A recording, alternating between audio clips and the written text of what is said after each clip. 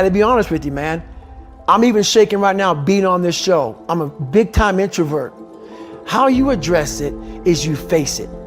You face it every day. You face it every single day of your life where you say, okay, like if you're fat, you need to lose weight. It's patience. It's patience in this fact of accepting who you are right now. I'm fat, I don't like myself. Accepting the fact that if you lose 3 or 4 pounds, that's a huge accomplishment. You have to live in your own fucking world.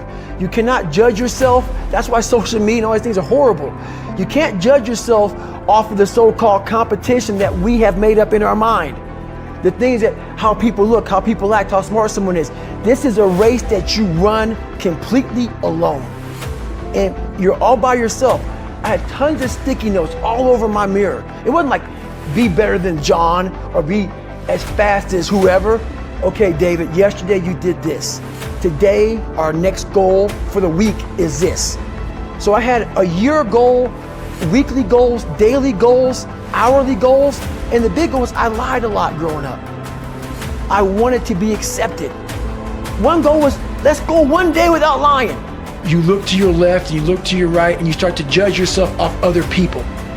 Like, if you're a female, well, she's skinny, she doesn't work out as hard as I do, and everything starts to corrupt your mind. You start to look around too much at other people and what they're doing, and that starts to corrupt your own dialogue.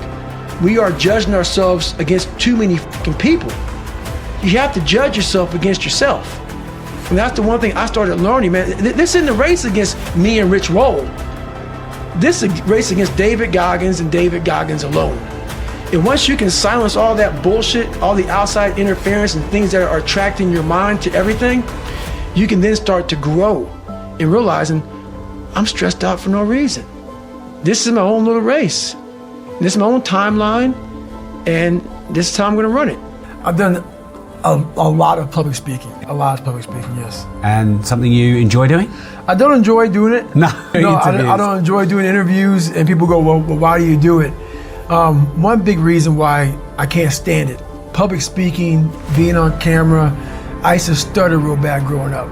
Even me right now to talk to you, I'm in the car for an hour getting pumped up because I'm a shy, introverted, leave me alone type of guy. Like, I'm still that motherfucker who is 6 years old, you know, at a play who can't say his line because I know I'm going to stutter in front of 5 people. So I walk off the stage. That's still me.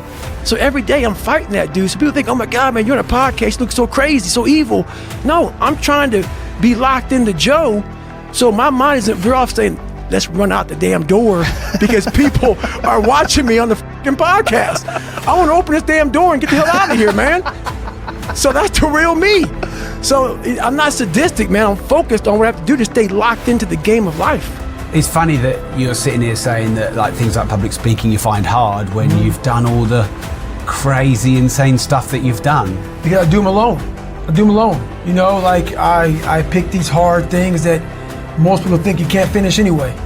You go out there, you grind, you're alone, you're in your own head. I work best alone. So those are easier. You know, I figured out a way to kind of challenge your mind, channel it and challenge it at the same time. And I figured out a way to kind of just have an indestructible toolbox in your mind. So those are easier. And how are you finding now? You're very public, right? You'd say famous.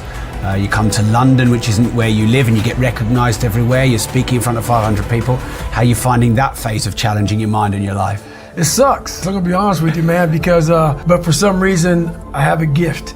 It's not a gift of gab. It's just a gift of saying, look, man, I'm vulnerable.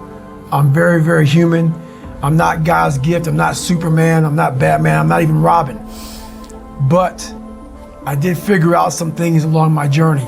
So if I kept myself introverted and closed in, no one would ever, you know, realize, man, that big, hard, tough guy over there, man, you know, he's just some superhuman, and they put a title on me. This way, I have to break myself down, let people know that anyone can be who they want to be.